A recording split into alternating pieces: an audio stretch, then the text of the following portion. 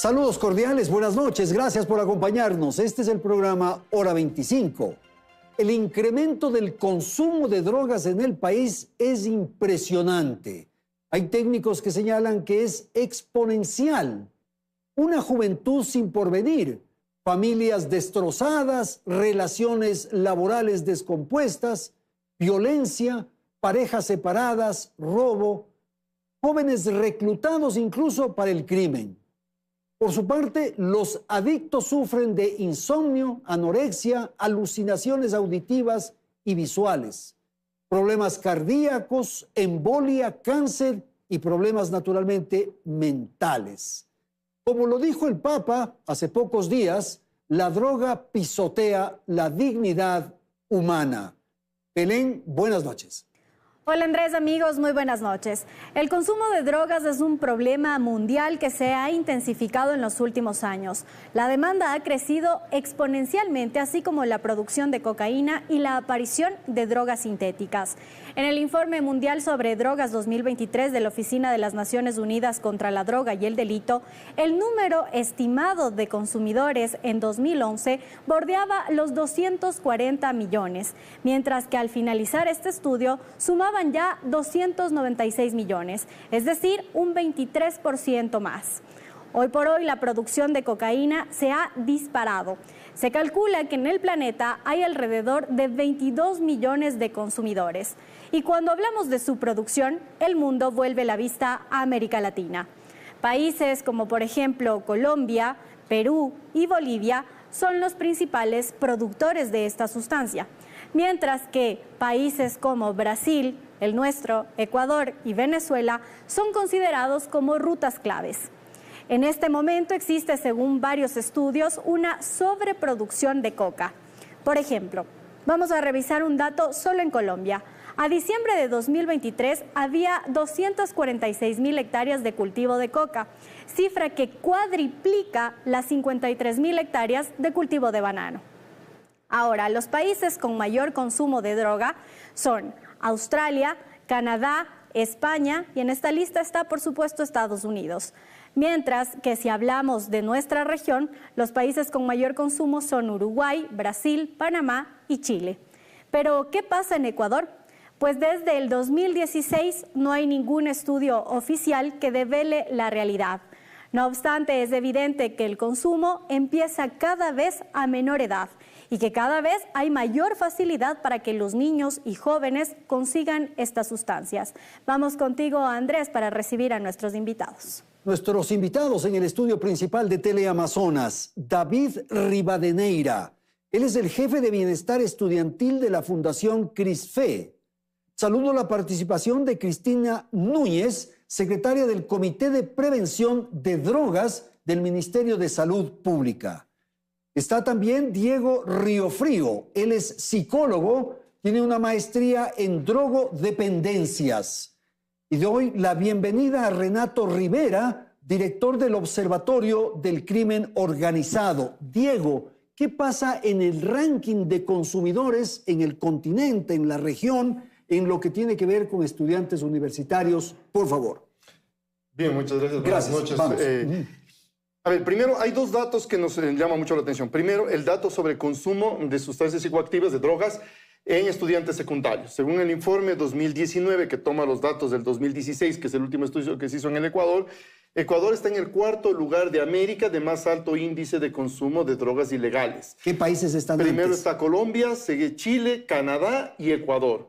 En consumo de drogas ilegales en estudiantes secundarios. Sí, en estudiantes universitarios hay el estudio epidemiológico andino. Hay 3 estudios epidemiológicos que hizo Naciones Unidas, 2009, 2012 y 2016.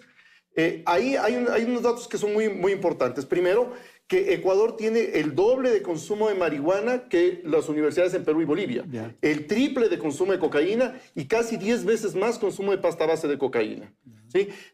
Hay otro dato que es interesante. Por ejemplo, el consumo de marihuana en el 2009 estaba alrededor del 4.3%.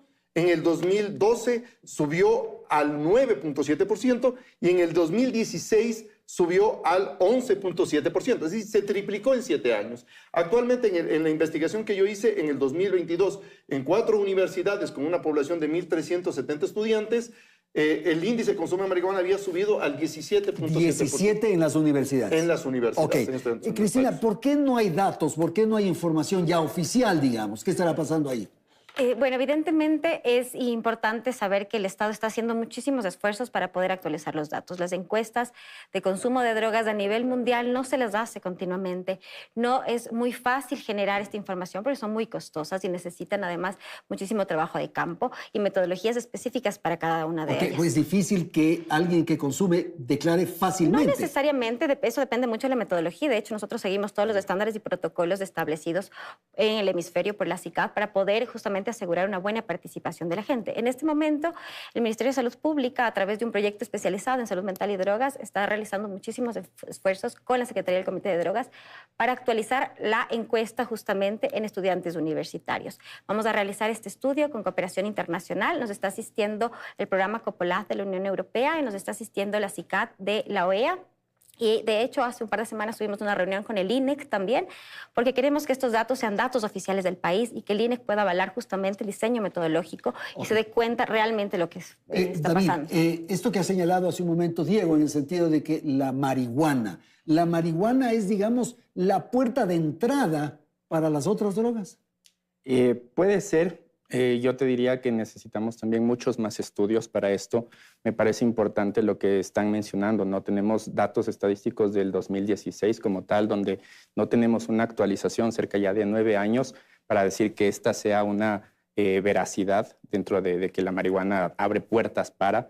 Sin embargo, me parece importante también, uno de los datos que mencionó aquí mi compañera, es que la salud mental también está involucrada dentro del tema del alto índice de consumo de sustancias, ¿no? Y me parece importante mencionarte, tenemos datos de, por ejemplo, en 2023, cerca de 7 de cada 10 niños, niñas y adolescentes tienen relación a síntomas de depresión o ansiedad, lo que implica que tal vez se acerquen mucho más al uso de sustancias. Claro, y el riesgo de que puedan estar cerca de las drogas. Totalmente. El COVID debe haber influido en aquello. Claro que sí. La violencia, la inseguridad, todo eso debe ser.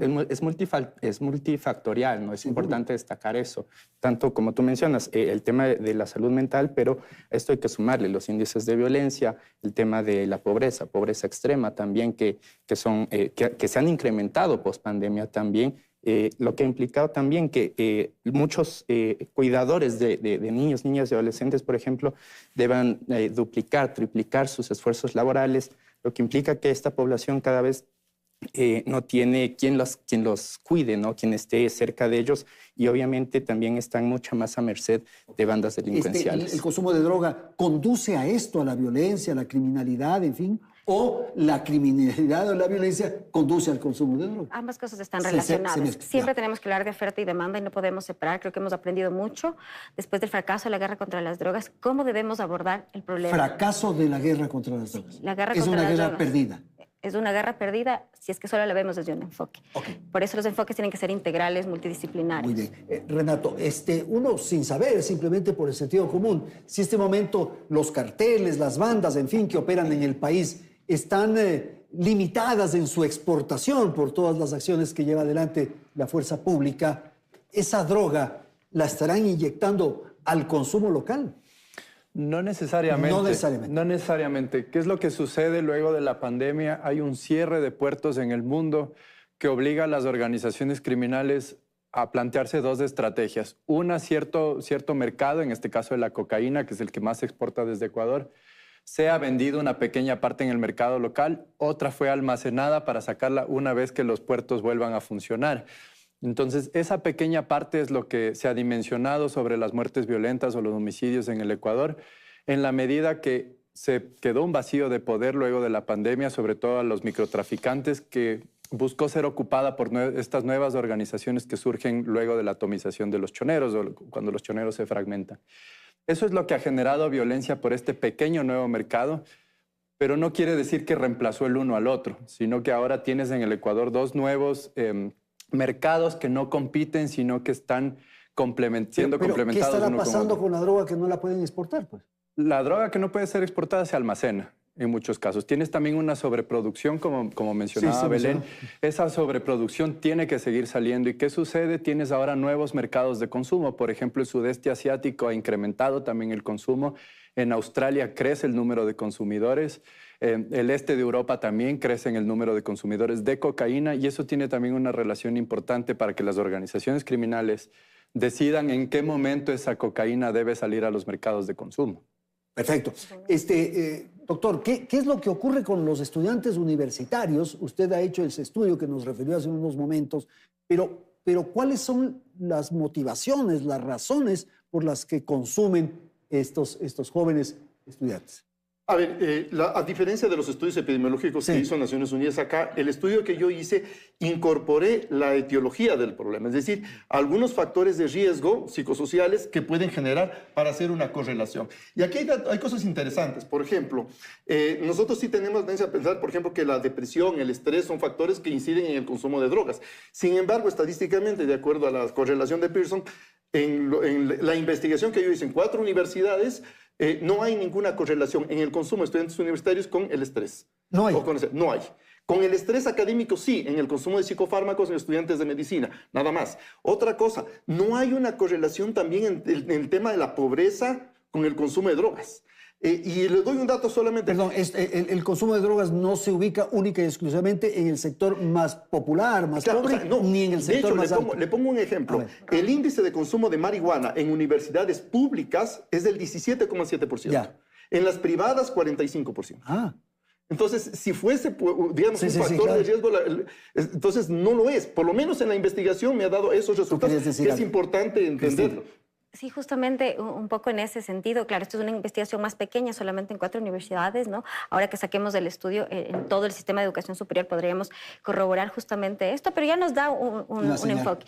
Lo que yo quería decir es que justamente las drogas o el consumo de drogas rompe muchísimos esquemas y mucha estigmatización hay detrás del consumo y tendríamos que romperlo justamente. No entiendo. Hay mucho estigma a través de asegurar, por ejemplo, que las drogas están en un determinado sector de la sociedad o que ciertas drogas podría ser que están con unos o con otros, pero ahora las drogas se han ampliado tanto, justamente los grupos delictivos han buscado tantos mecanismos que ahora las drogas son mucho más fáciles de conseguir y mucho más baratas. La guerra contra las drogas quería que las drogas sean muy caras para ser inaccesibles y eso no se logró porque se buscaron mecanismos para que sean mucho más fáciles y mucho más baratas. Entonces, eso es algo con lo que tenemos que lidiar muchísimo los hacedores de política. Perdón, me interrumpí.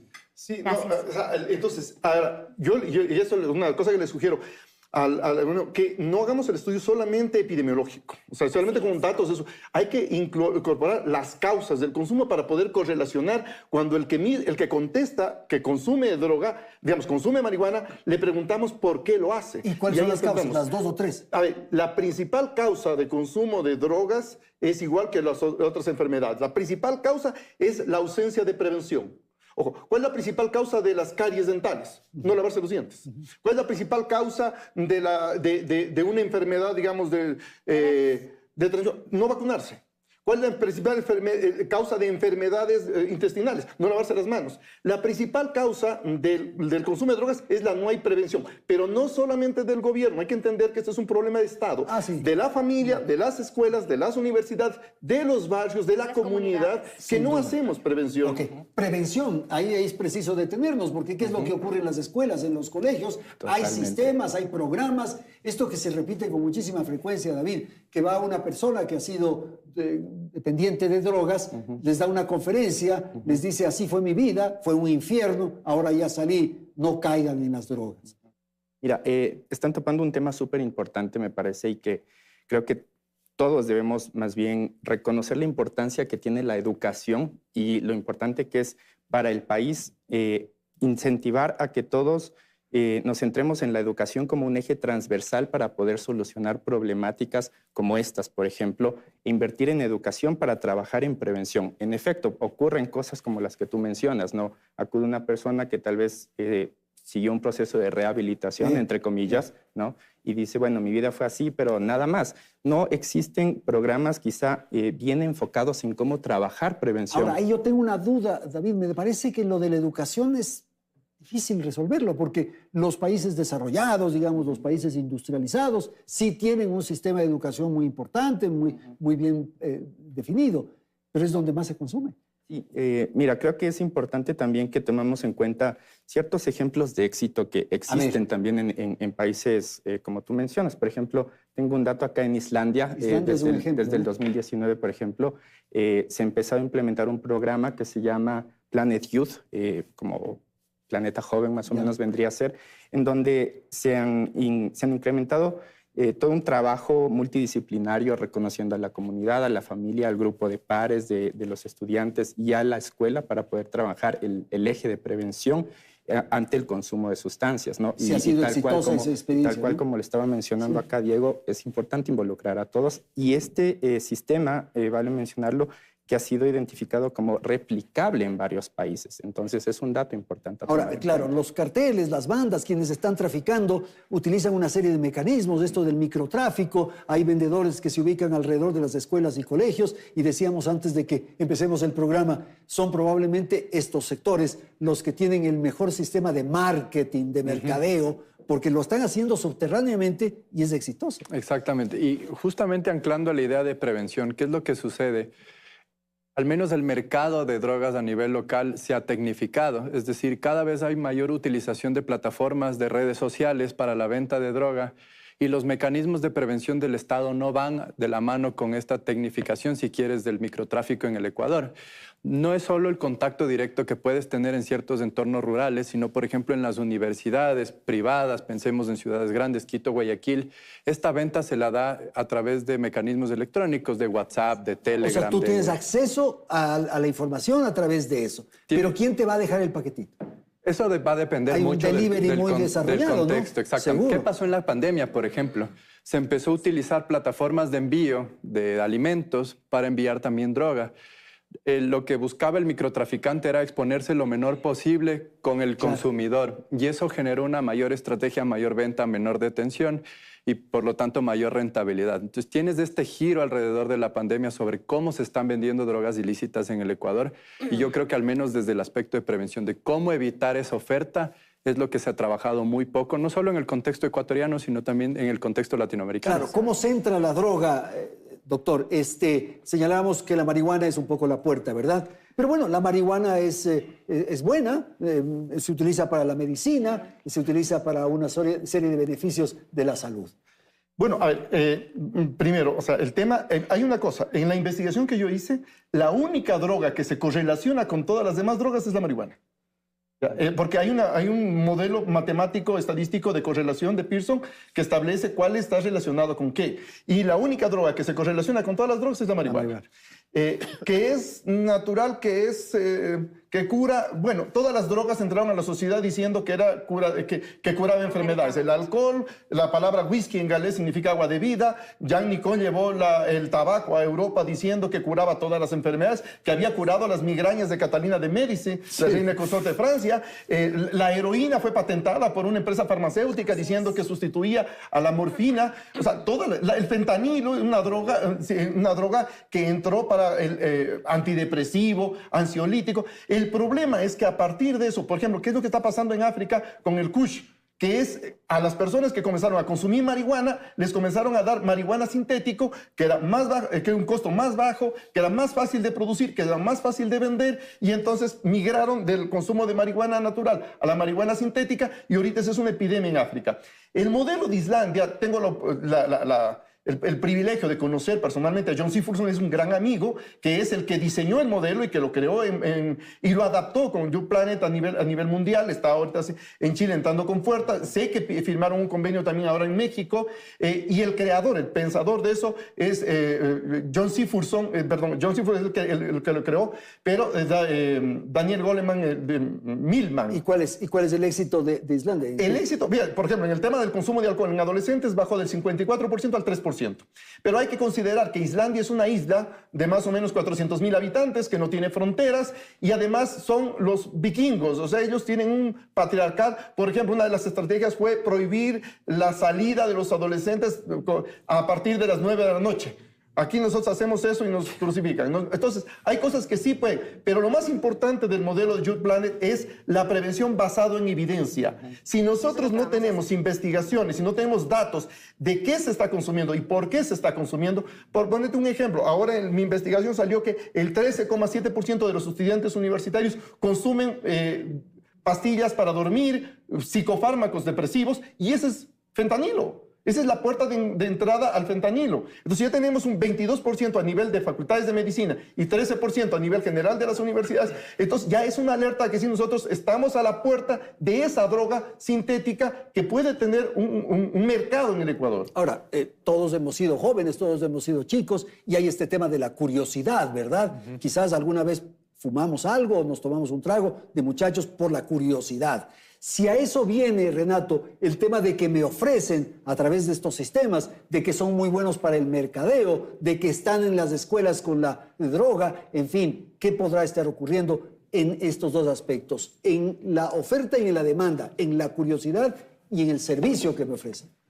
Bueno, sobre la demanda, precisamente, el no tener un estudio nacional desde el 2016 nos lleva a conclusiones que parten de las percepciones. Bueno, pero lo único que nos faltaría es información. Pero sí, el hecho existe. Datos pues fiables justamente que terminen en política pública. ¿Cuál es el problema? Sí hay un aumento de la población, el rango etario de jóvenes ha incrementado, precisamente eso es lo que devela el censo. Probablemente, percepción, ha incrementado también el consumo de nuevas sustancias psicoactivas por este rango etario, percepción, ¿no?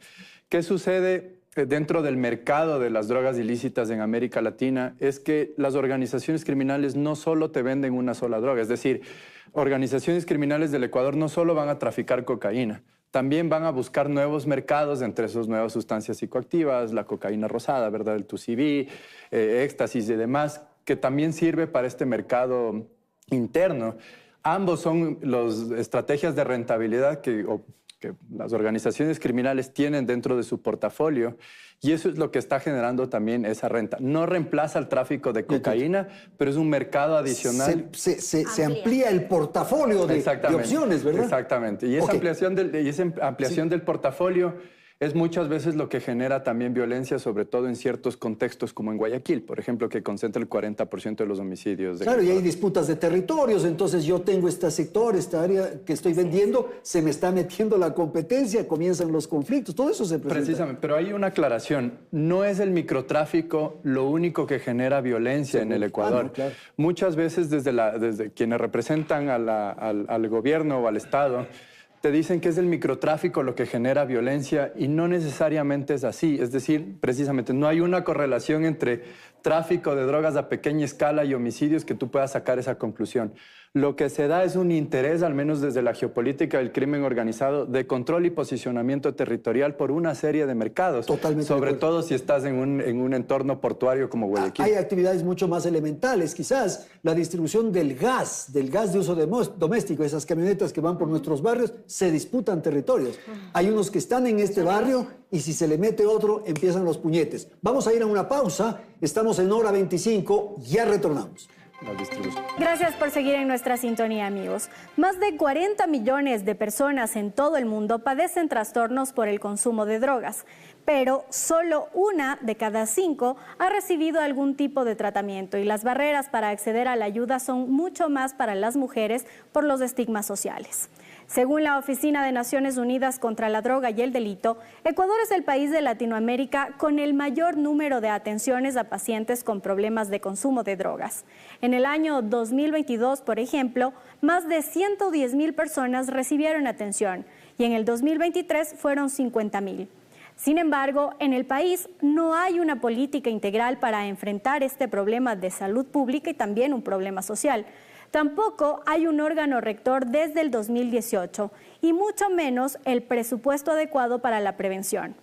En junio del 2023 se aprobó la Declaración de Oviedo, una iniciativa global de prevención para el consumo de drogas, y una de las consideraciones es que los gobiernos dediquen al menos el 25% de su estrategia y presupuesto de reducción de la demanda de drogas a la prevención para el año 2030. Además, propone una prevención más temprana, así como también promover la investigación y la evaluación de la problemática en cada país. Continuamos contigo, Andrés. Y claro, lo que sucede es que ya hay una contaminación, pongámoslo en esos términos, y que ocurre desde la perspectiva de la salud pública y de los estados. Esto le cuesta. Esto significa afectación también a la economía. Claro que sí, se necesitan muchísimos presupuestos para atender un fenómeno tan grande y tan complejo, ¿no? Y presupuestos que además tienen que estar repartidos en muchísimas instituciones. El Comité Interinstitucional de Drogas, que si bien no existe como una entidad autónoma, su secretaría sí tiene repartidas las competencias, ¿no? Como se decía, no existe una política, existen muchísimas políticas en estas 11 instituciones. Pero eso es lo más grave, cuando hay demasiadas no hay ninguna. Estamos todas trabajando desde nuestras competencias y porque cada una tiene que atender una parte del fenómeno. Es tan grande que una sola tampoco lo abarcaría. Una institucionalidad, por supuesto, como está en la Ley Orgánica de Drogas, es necesaria, seguramente lo es. En este momento las competencias de oferta están en el Ministerio del Interior, las de demanda en el Ministerio de Salud Pública y desde Salud, en donde estoy yo. Justamente hemos hecho muchísimos esfuerzos para procurar estos recursos que se necesitan. Tenemos un proyecto de inversión desde el 2023 al 2025 de alrededor de $25 millones que busca, entre otras cosas, fortalecer la atención ambulatoria intensiva, es decir, fortalecer el tratamiento que se ofrece a las personas con consumos problemáticos de drogas y, bueno, otros trastornos de salud mental, y también una línea específica para temas de prevención que incluye también el proceso de investigación. Esto es muy importante, prevención, como ustedes han insistido durante este panel, pero ya el momento en que la persona cayó en las drogas, la tarea, la responsabilidad del Estado, ¿cuál es? Hacer tratamiento y la prevención indicada. La prevención indicada siempre es una prevención que cuesta muchísimo a los estados. En muy poco se realiza de una forma muy intensiva. Portugal, por ejemplo, siempre ha sido un pionero en Europa de hacer esto de acuerdo a su realidad. Nosotros en este momento tenemos diseñado una estrategia que es la estrategia nuevamente para prevención en niñas, niños y adolescentes. Va a tener un componente absolutamente didáctico y se va a hacer justamente a edades más tempranas, como sugiere la evidencia y como se menciona su momento. Tiene un componente también de trabajo con la comunidad educativa, porque no vamos a poder trabajar solos. Claro. Con los padres, con los docentes, con los administrativos, con el personal de salud y, por supuesto, con los estudiantes. Entonces, es una cosa muy integral, basada en evidencia, porque sin eso no logramos los efectos. Ok, educación, has señalado insistentemente. Prevención, ha dicho Cristina.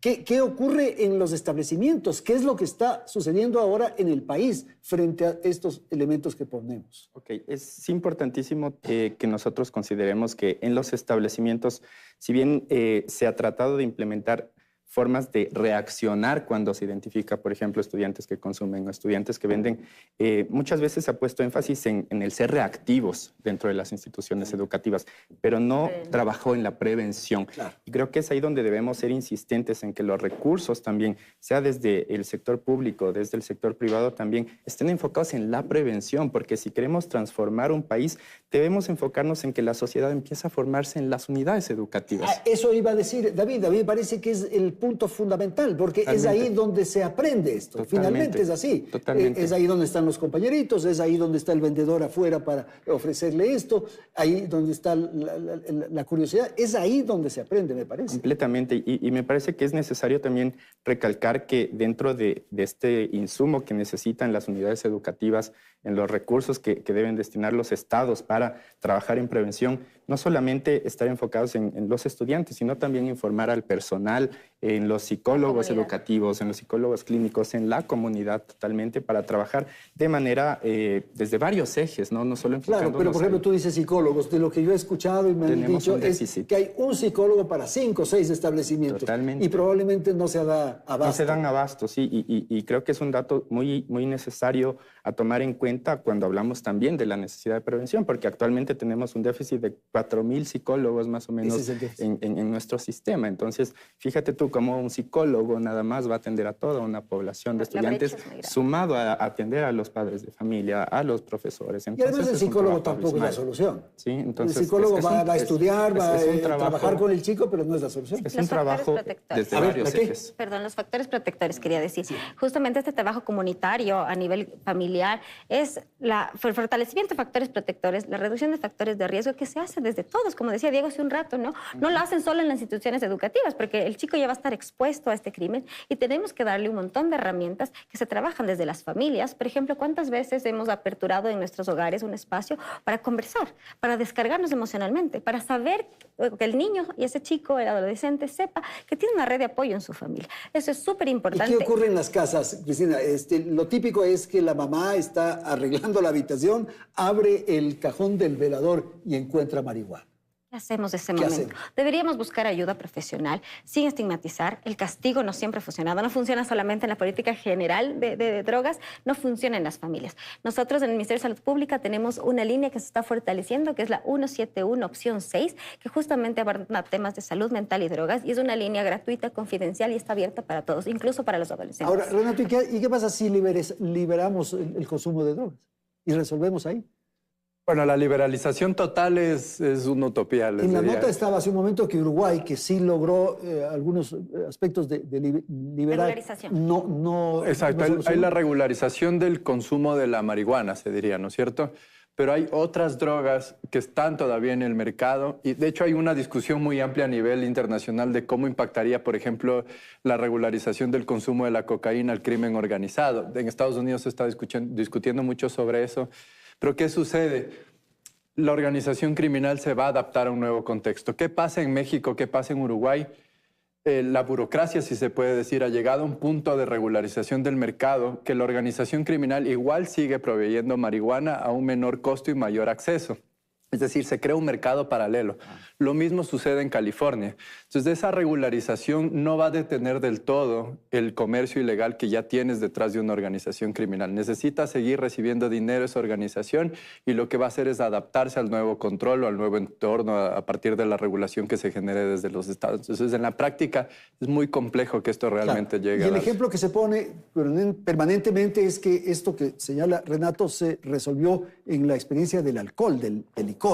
Entonces, ¿qué ha pasado con el licor? ¿Qué ha pasado con el alcohol? Que sí es una droga también, pues. Sí, a ver, en primer lugar, la industria del alcohol no es que ha perdido económicamente por haber eso. No creo que ninguna industria de alcohol esté quebrado económicamente porque legalizaron. Lo que pasa es que se trasladó de lo informal a lo formal. Exacto. No, y además hay una cosa, el alcohol se convirtió en la primera causa de muerte en la humanidad, en el mundo. O sea, a partir de la legalización. El informe 2024 de Naciones Unidas sobre el consumo de drogas, se disparó el consumo de drogas en Canadá, en Uruguay, por la legalización. O sea, de todos modos, es un problema de salud pública, es una enfermedad. La adicción es una enfermedad. No podemos darle libre albedrío a la persona. En Portugal, Jean Golón, que es el director de la CICAD de Portugal, desde hace 30 años, eso permite estabilidad. Pero ellos lo que hicieron es descriminalizar la marihuana, no despenalizarla. Es decir, sigue siendo un delito el consumo de sustancias en el espacio público porque es un factor de riesgo para los niños que están viendo consumir marihuana en la calle. Es que, perdón. Exposición innecesaria. Entonces, sí es un delito, no es un crimen, pero sí tiene multa y tiene incluso terapia obligatoria en Portugal. Porque, por ejemplo, en un estudio que hizo la Universidad de Oporto, antes de la despenalización, de la liberación de la marihuana, había 20 casos de paranoia, esquizofrenia y psicosis vinculado al consumo de cannabis. 20 casos hospitalizados por año. Para el 2015, que se hizo el estudio después de 15 años de haber legalizado eso, la cifra subió a 860. En un estudio que hicimos en la Universidad de Lagos en Chile sobre ¿consumirías marihuana para pasar bien en una fiesta? El 28% de los universitarios dijeron que sí. Cuando les dijimos si la marihuana fuese legal, ¿consumirías para pasar bien la fiesta? El índice subió a 62%. Es decir, se triplicó la intención de consumo de marihuana. Entonces, es un riesgo para la salud, la legalización, aunque puede llegar a ser una solución en el aspecto económico al incorporar el dinero de la venta de la marihuana al sistema financiero nacional. Doctor, quisiera conocer su investigación, tener otros elementos en torno al estudio de lo que ocurrió, por ejemplo, en las facultades de medicina. Esa me parece que es una referencia muy importante. A ver, me llamó muchísimo la atención, como dijo Cristina. Yo cogí 4 universidades, pero recordemos que el estudio de Naciones Unidas cogió 10. Ya. O sea, tampoco es que ha sido mucho, pero si vamos a hacer en todas las universidades, la tecnología, por lo menos el modelo que yo utilicé y que fue supervisado por México, Colombia, Argentina y Portugal, nos permite a través de las plataformas digitales llegar a más universidades y además trabajar con las universidades en la investigación, porque lo más importante es darle a las universidades herramientas para crear política institucional de prevención. El encuestado dice la información correcta, es anónimo. Pero puede haber una información oscura. Teléfono. Pero hay una información oscura que no se accede, a esa no se accede. ¿O sea? Sí, es muy difícil en investigación. Siempre hay ese ¿Qué pasa en las facultades de medicina? Que las facultades de medicina son las de más alto índice de consumo de todas las drogas, excepto la marihuana. más alto consumo de cocaína, más alto consumo de alcohol, más alto consumo de psicofármacos, que duplica el resto de facultades. Y todas estas están vinculadas principalmente al estrés académico. No al estrés general. Y supongo que esa es la información. Ellos conocen estas condiciones. Eso nos da otra lección aprendida. Químicas. Que el conocimiento de los riesgos de la sustancia no reduce el consumo. Porque son los que más conocen y reducen. Pero si hay, por ejemplo... O sea, más conocen y por eso son más capaces, digamos, de diferenciar, de seleccionar, de escoger adecuadamente. Y sin embargo la consumen. O sea, claro. Es decir, la información no reduce el consumo. Esa es una cosa. Pero otra cosa que es súper importante en esto, son dos datos que me llamaron muchísimo la atención. Primero, que el 85% de los jóvenes universitarios que consumen alcohol empezaron a consumir antes de los 15 años. El 85%. ¿Ya? Lo mismo sucede que en el consumo de psicofármacos, antidepresivos, pastillas para dormir, el 80% de los consumidores comenzaron antes de los 17 años. Y otra cosa interesante justamente del tratamiento, el 58.5% de los consumidores han intentado dejar de consumir y no han recibido ayuda. Y aquí hay una cosa curiosa.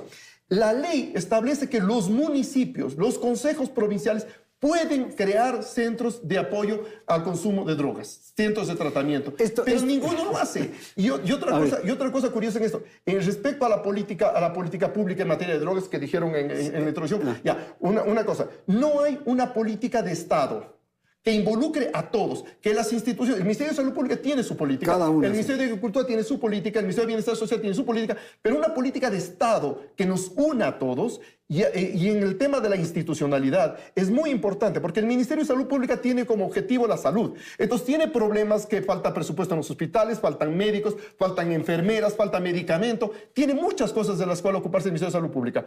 Pero no hay una institución cuyo objetivo exclusivo sea reducir el consumo de drogas. No la hay porque la eliminaron irresponsablemente para mí, ¿no? Y hay otra cosa también, el tema del presupuesto. La ley ecuatoriana establece que todo el dinero incautado al narcotráfico debe ir a prevención de drogas. Y aquí está Cristina. ¿Cuánto dinero incautado al narcotráfico ha ido a la prevención de drogas en el Ecuador desde el 2020 que se creó la ley? 4 años. Ni un centavo. Justamente la reforma de la ley. Lo que acabamos de escuchar es lamentable. Yo lo voy a poner en términos de un poco el sentido común.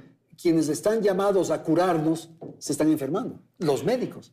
Bueno, sí, justamente con la estadística que nos acaba de dar. Hay esa referencia y no pasa solamente en el Ecuador, digamos, esto es una cuestión que ha pasado en muchos países del mundo.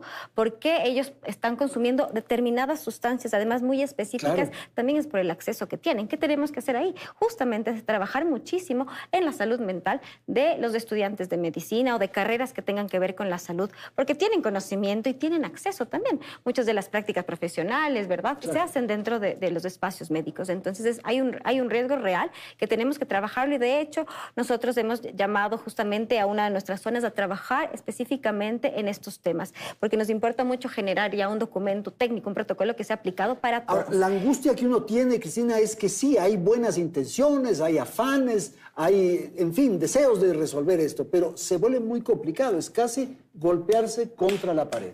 La política de drogas es un desafío a nivel mundial gigante. Realmente ni siquiera asegurando tener una institucionalidad sabríamos si estaríamos mejor. Claro. ¿Sí? En el 2018 se elimina la Secretaría Técnica de Drogas, ¿no es cierto?, creada por la Ley Orgánica de Drogas. Sus competencias se dividen, Ministerio del Interior oferta, como decíamos, Ministerio de Salud demanda y en el Ministerio de Salud Pública se articula la presidencia y la Secretaría del Comité de Drogas. Que hay muchísimos desafíos para poder tener una cuestión sólida, evidentemente. Sin embargo, trabajamos muchísimo, tenemos ya el proyecto específico en salud mental y drogas donde estamos trabajando con buenos presupuestos, vamos a hacer investigación, hemos fortalecido los servicios ambulatorios e intensivos que dan una gran parte del problema, pero hay otra que tiene que trabajar, sí, ¿no? Claro, la parte se va quedando atrás. Y siempre tenemos que articularnos y ese es un desafío. La última reunión del Comité de Drogas fue en diciembre del año anterior. Perfecto.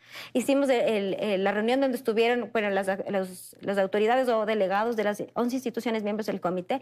Se definió, además, justamente en ese momento, contar con un lineamiento en prevención integral para todas las instituciones aplicadas en todos los ámbitos de la prevención que están incluidos en la ley y ese documento ya está subido en nuestras plataformas. Es un documento público, lo tienen todas las instituciones para que sobre la base de la evidencia trabajemos cada una de las instituciones en la política de prevención que tenemos que hacer. Gracias. Renato, y mientras explicaba estas informaciones, estas estadísticas, Diego, uno dice, hay los carteles, hay estos grupos que están vendiendo y están comercializando las drogas, pero también hay otros espacios, porque lo que usan los estudiantes son ya fármacos con letrero, con registro sanitario, con cajita, con todo. O sea, ¿qué está pasando ahí? Bueno, como te decía, hay un proceso constante de innovación del crimen organizado que está dedicado al mercado de drogas ilícitas. Esa modernización plantea que, al menos en lo que se refiere a nuevas sustancias psicoactivas, utilicen aquellos, si quieres, elementos químicos que están dentro de muchos fármacos y que son, de hecho, se producen en laboratorios dentro del Ecuador. Y eso supone un primer gran desafío para la implementación de la política pública en cuanto a la seguridad y en cuanto a la reducción de la oferta de drogas. Si es que incrementa el consumo de nuevas sustancias psicoactivas, planteemos a lo Breaking Bad, ¿no es cierto?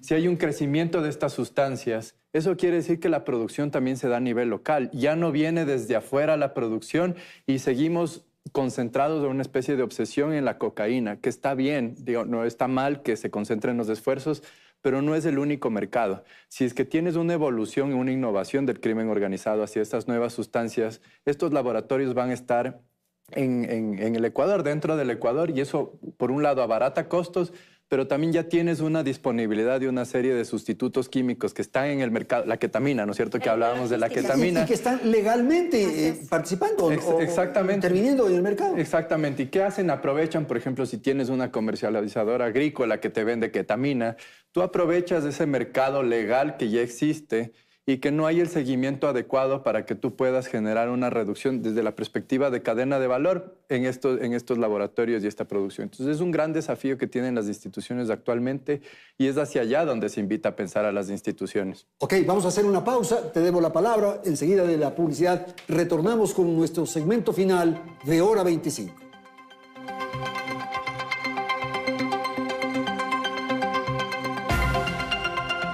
Hora 25, con el auspicio de... Elige Uniandes. Proyectamos lo mejor de ti.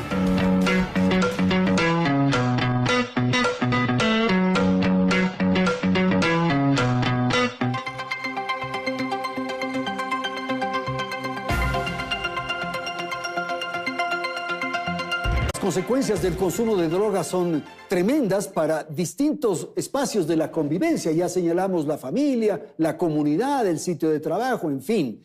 ¿Qué causa la droga? Decíamos que una de las primeras señales es la ansiedad por conseguir, por obtener esta adicción que se produce y entonces comienzas a robarte de la casa los electrodomésticos y tal. ¿Qué ocurre con el drogadicto?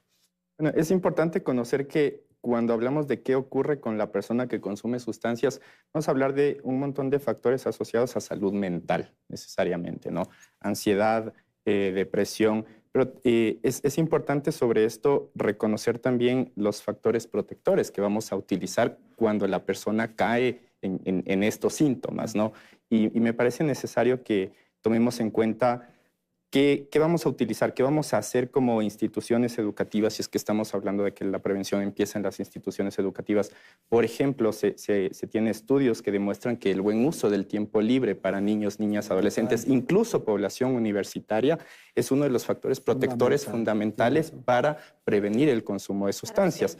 Tanto el buen trabajo en actividades artísticas, culturales y deportivas. Entonces, si es que tenemos también personas que consumen, podemos involucrarlas también en el buen uso de actividades artísticas, deportivas. Claro, para que se utilice adecuadamente el tiempo. También hay que tener buenos espacios, ¿no? Buenos espacios. Disponibles porque la gente, si es que sale del trabajo o sale de la universidad y no puede quedarse en alguna actividad, es importante que también los municipios dispongan, ¿no es cierto?, apoyen el fortalecimiento de las actividades culturales, deportivas de los estados, en las familias, en los barrios se organicen. La apropiación del espacio público es fundamental y eso ya lo ha dicho la evidencia. Pero lo primero que hacemos, Renato, es en el partido de fútbol, al concluir el cotejo, poner la jaba de cerveza. O sea, también hay unos temas culturales muy complicados, ¿no? Absolutamente. Si hay una relación sobre ciertos rasgos identitarios, si tú quieres, con patrones de consumo, sobre todo con el alcohol, fiestas populares donde hay una aceptación del consumo. No es un tema el que domino ampliamente, no me metería como a discutir a profundidad sobre esto, pero sí me dejan pensando sobre algo, porque Generalmente hay una serie de recomendaciones sobre la apropiación del espacio público, por ejemplo, sobre el uso del tiempo libre. Y al igual que las políticas en el campo de la seguridad, el problema va que no hay una institución que esté a cargo del seguimiento, del monitoreo y de la evaluación. Tienes muchas políticas que están dispersas entre varias instituciones. Ya se sabe cuáles son las mejores recomendaciones, sin embargo, nadie puede hacer seguimiento, monitoreo, no saben cuántos recursos hay que utilizar y si sigue realmente esa política funcionando en un siguiente periodo. Vas creando nuevas instituciones en el tiempo, es un problema de los gobiernos latinoamericanos. Van creando instituciones con el tiempo. Que se van sobreponiendo y que finalmente no actúan. Y que pueden hacer 10 las mismas funciones, a la vez no lo hace ninguna porque es responsabilidad del otro. Es un mecanismo diseñado justamente para la ineficiencia. Exactamente. Entonces, el problema para mí más importante es la ausencia de planificación integrada que tiene el Estado. Muchas instituciones que hacen todo y precisamente los resultados son marginales por esa ausencia de seguimiento y evaluación de los proyectos. Ok, gracias. Yo señalaba con insistencia que la curiosidad es uno de los primeros motivos, razones para entrar en el mundo de las drogas. Pero hay otros, ¿no? La evidencia de la investigación que yo hice nos dice que no. La curiosidad no es un factor que incide, bueno, incide menos del 1%. Pero es que en las universidades, pero los chicos, los adolescentes, 15, 16 años... Es donde yo hice la investigación. Pero las principales causas están para gustarle a los demás, porque así no me siento excluido, porque las amistades me presionan para consumir, para poder ser más sociable. Ese es el primer bloque y el segundo bloque es para ser más divertido, porque mejora las fiestas, porque hace de las reuniones sociales más activas, más divertidas y porque es emocionante.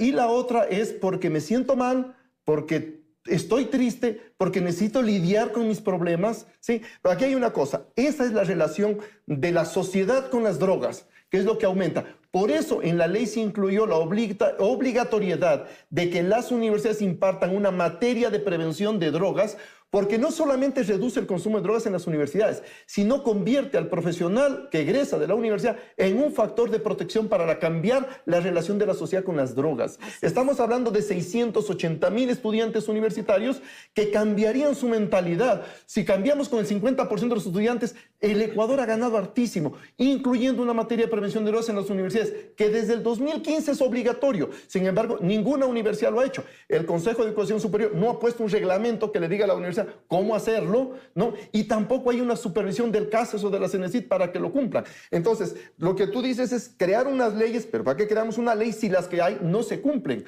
El Fondo para la Prevención de Drogas, todo el dinero incautado al narcotráfico debe ir a la Secretaría Técnica de Drogas para Prevención de Drogas o a los municipios. Nadie lo cumple. Los municipios deben desarrollar planes y programas de prevención de drogas. Tampoco cumplen. Entonces tenemos una especie de indiferencia social frente a eso. Los colegios deben tener programas de prevención de drogas de los colegios. Llaman a un policía para que dicte una conferencia y es prevención para ellos. Las empresas, todas las empresas públicas y privadas tienen la obligación de hacer programas de prevención con personal calificado. No hay la calificación de esos personales. Entonces, todo eso ha complicado una estrategia nacional. Y aquí hay una cosa que quiero, para el ministro de Salud que preside el Comité Institucional. El gobierno no va a bajar el consumo de drogas nunca, así invierta todo. Este es un problema de país. O nos involucramos todos o perdemos todos. Pero los municipios, los consejos provinciales, las universidades, los colegios, las familias, los barrios, todos tenemos que estar juntos para lograr bajar el consumo de drogas en el Ecuador. Si lo dejamos al gobierno solo, perdemos. Bueno, pero alguien tiene que conducirnos, alguien tiene que llevarnos. En el marco de la responsabilidad compartida hemos trabajado todas las estrategias que estamos diseñando con diferentes actores. Tenemos una estrategia específicamente en desarrollo alternativo integral y sostenible que vamos a empezar en Quito, en barrios donde se ha identificado algún riesgo o algún riesgo alto en temas de consumo o en temas de venta de drogas, que lo hemos hecho con la sociedad civil. La estrategia nuevamente en niñas, niños y adolescentes lo hicimos con el Ministerio de Educación. Está en este momento en revisión de las Naciones Unidas también para que robustezca de manera técnica esta herramienta, que va a tener además muchísimas metodologías que después van a estar abiertas para que se las pueda utilizar, que todas las unidades educativas puedan realmente utilizar esos recursos ya con evidencia. Y además hemos nosotros realizado también esfuerzos para poder fortalecer de manera intensiva toda la presencia que tenemos en territorio, porque si no llegamos a los barrios, en realidad, si solo nos quedamos en la política, tampoco hacemos. O se quedan en la teoría y en las palabras, en fin. Tenemos hacer política. Entonces, llegar y territorializar la política es realmente uno de los empujes que hemos tenido. Además, porque este es un tema de historia, es tema de la humanidad, es un problema de hace muchísimos años. Ahora tenemos una presencia mucho más significativa, pero cuando tú decías, Renato, yo pensaba en nuestros antepasados, han estado siempre alrededor de la droga. La droga ha estado presente en el ser humano. Sí, al menos si es que miras, por ejemplo, el alcohol, ¿no es cierto? Un poco haciendo historia de lo que ha sucedido. El nombre de Azuay y demás, como que es una discusión bien amplia al respecto. Pero no es un tema de creación de leyes, perdón que vuelva al punto. Es, uno, la implementación y segundo, una política de descentralización. ¿Qué pasa cuando ves la eliminación de muchas instituciones que están vinculadas al problema socioeconómico de las drogas? El Estado vuelve a una concentración a ciegas, es decir, vuelve a concentrar el Estado todo en pocas instituciones y ya se deja de lado este proceso de descentralización y al mismo tiempo les pides a los municipios que hagan algo al respecto. Entonces parece que el Estado entra en esta dualidad. Es que en el desorden, en el caos, alguien está beneficiándose, alguien está medrando. Y entre más desordenemos, más se produce el problema de ahora del consumo. Hay que trabajar con todos y eso es lo que estamos tratando de hacer con los municipios, las herramientas pero con una línea, maestra. Y con una línea Tengo maestra. que despedir el programa, vamos a dar una última ronda, voy a empezar con David. 30 segundos, casi un mensaje final. Por favor, profesor. Okay. Es importante considerar a la educación como un eje transversal para transformar estas problemáticas que estamos teniendo como país, para empezar desde la información y el buen uso del tiempo libre como herramientas para solucionar esta problemática. Muchísimas gracias, Renato. 30 segundos, por favor, un mensaje final. Dos aspectos.